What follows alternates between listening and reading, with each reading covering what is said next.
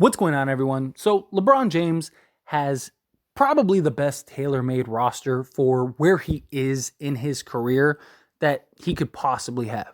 He has a great, sizable, versatile core of a bunch of young talent that are going to be able to handle a lot of the workload for LeBron James. Now, LeBron, by all intents and purposes, should be LeBron.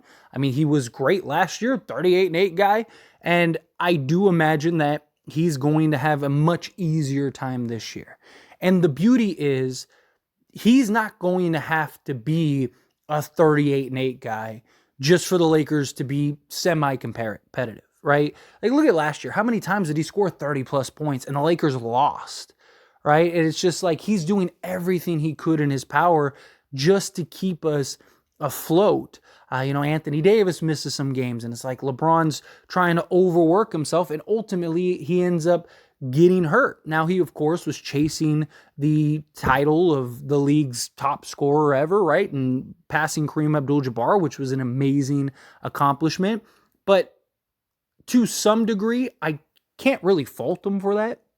I know some people look at it as like he shouldn't have done that. If he didn't do that, maybe he would have been healthy and we could have won an NBA championship. Sure, but he can't see the future, right? Like, if he could have foreseen the future, I do believe he would have weathered the storm and got to the trade deadline and then preserved himself for the Denver Nuggets and potentially won an NBA championship, because I think that would have been more important. And he was going to pass Kareem at some point anyway, right? So I could have seen him kind of, that's so rave in the future and make the adjustments accordingly. Unfortunately, he can't, right? He doesn't have that ability. So his look at it was like, hey, I am on a team that's probably not even going to make the play-in. I might as well go get it this, right? I might as well go get this scoring title, and they need me to score, right? They need me to go drop 30 a game. So this year, that shouldn't be a thing. One, he won't be chasing Kareem. Two, he's on a roster that won't require him on a nightly basis to go get 30 points. Now, LeBron, he does what he wants, right? If he wants to go drop 30 a night, guess what? He's going to drop 30 a night. But I don't see that being the case this year, right? We saw on the back half of the season and into the playoffs, LeBron really take a step back. He was giving you, 23 a game or whatever in the playoffs, and he probably could have went for 30. I mean, we saw him do it at the end of the Denver series to try to keep us afloat. We saw him closing games down the stretch. It kind of gold that explosiveness. He didn't have what he had earlier in the season because he was hurt and he had a foot that very likely needed surgery. But we saw him allow Austin Reeves to kind of shine and let D'Lo run the show. And I'm really hoping he does that this year. I'm hoping that he's willing to take a step back and allow this team to really flourish, right? Like, I want to see this roster, because even like the bubble year, right? He was the point guard. So he was on the ball heavily. He was the one that was kind of getting everybody going. And the Lakers didn't have these like bucket getters, right? Like Rui Hachimura, D'Angelo Russell, Austin Reeves. Obviously, he had Anthony Davis that year, but you have these guys that on any night, Christian Wood, right? He's got 5 other guys on any night could go get you 30, and no one would be shocked. And they're all guys that could go and generate their own baskets that you could give the ball to, and you don't have to set them up, right? It's not a KCP where you're basically doing all the work and setting them up for a good 3-point shot, or a Kyle Kuzma's in the corner. Not saying that Kyle Kuzma couldn't put the ball on the deck or anything like that, but LeBron was the offense, right? He doesn't need to be that for this Lakers roster, and he has said repeatedly that he doesn't want to do that. That was why they went and got Dennis Schroeder, and then they went and got Russell Westbrook, was so LeBron could play off the ball more. And we saw him do that in the playoffs. How much of that was injury, right? I don't know. Time will tell. But he really seems to trust Austin Reeves. He really seems to be willing to defer to Reeves. And it's one of the reasons why I think on many nights, Austin Reeves may end up being the second option. I think AD is going to be the clear-cut one. right? And LeBron's really pushed for him to kind of take that step and be the number one. But I wouldn't be shocked if LeBron kind of lets Reeves shine, lets D'Lo shine, let Rui shine. LeBron's still going to go get his, right? But the question is, what is that? I don't think it's 30 a game. I wouldn't be shocked if he regresses to like 23 a night. Like I could see him being, I think he'll still have the assists and I think he'll still have the rebounds. I wouldn't be shocked if he has if he ups his assist total. Like I wouldn't be shocked if he's like at 10 plus assists just because of all the talent and all the scoring that he has on this roster. But I would love to see him take that step back, right? He's going to get 20 points just being on the basketball court.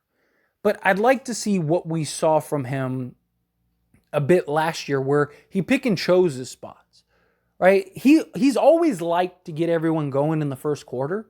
I don't think that that'll change, but I would like to see him kind of do what he did last year where it's like, okay, I'm going to go get like 2 to 4 points in the first, go get maybe 6 points in the second, go get another 6 to 8 in the third, right? And then let me go get 6 to 10 points in the fourth.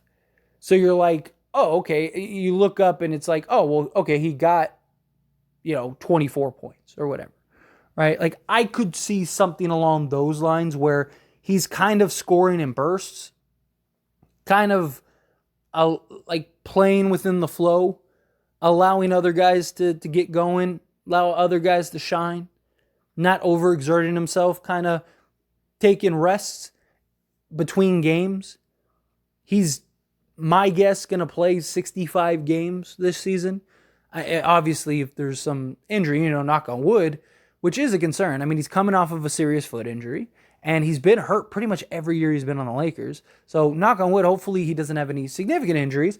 But I think outside of like taking rest for like nagging stuff, I think he tries to play 65 games because he's going to want to qualify for a lot of those accolades. He's going to want to qualify for a lot of his, all NBA teams and stuff like that.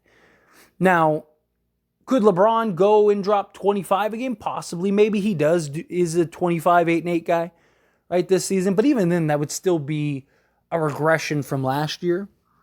My point is that, like, I don't want to see him dominate the basketball so much this year, right?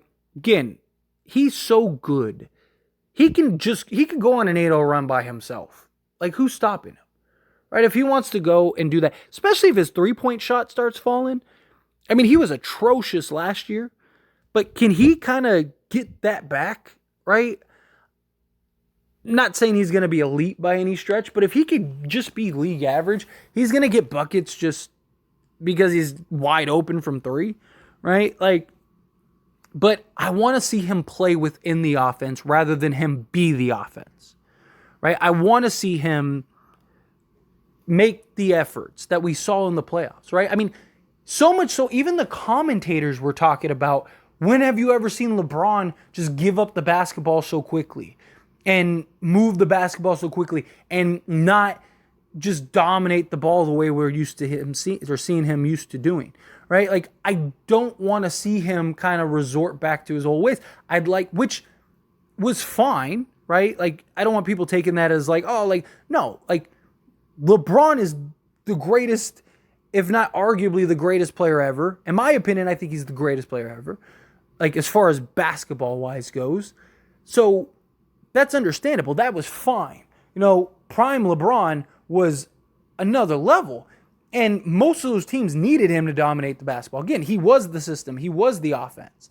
This Lakers team doesn't need that, right? It may need it in spots. It may need it in a game here and there.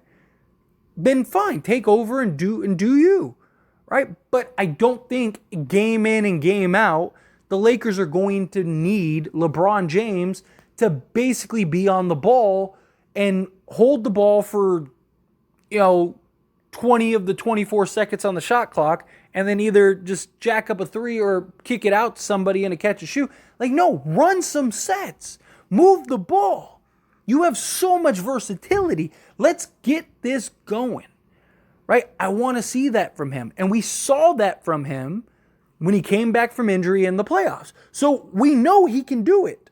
We know he's capable of it, right? I mean, LeBron is still a top 10 player at worst. And I expect him to still be a top 10 player this year, which is a testament to his greatness, which is a testament to how great of just his longevity and the player that he is.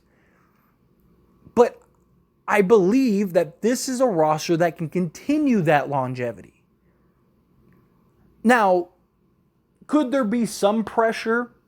Right? Like, let's say LeBron does go, and let's say he is 23-8-8. You know that there's going to be a narrative of, oh, is LeBron slipping?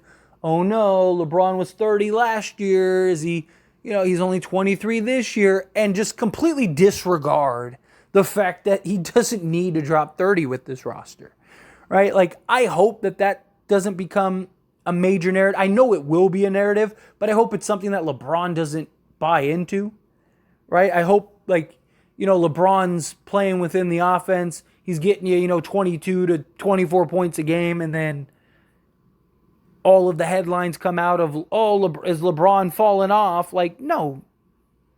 That's not even close to what I wanted to say some other words, but it's YouTube, right?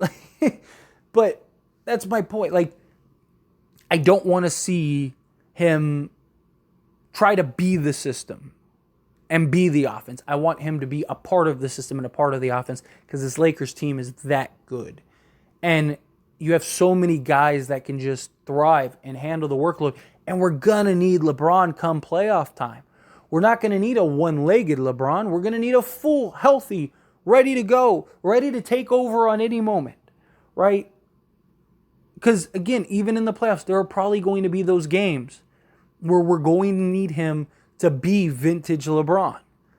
It happens. It happened in every series last year, even the games that we won, right? Where we could have used that vintage LeBron to really kind of seal it and not have to worry about it. The Denver series, right? If we had healthy LeBron James in that Denver series, I actually think we would have won that series. Because the entire series was 23 points difference. Not one game, the entire series.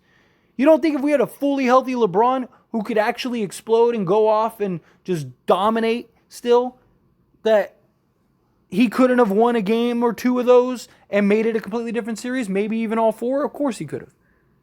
So that's what I want to see. But anyway, as always, this is a discussion, so I pass the question to you. Let me know your thoughts and opinions down in the comments below. Agree with me, disagree with me, somewhere in between. How you feel, whatever your thoughts are. I'd love to hear it. Let me know down in the comments.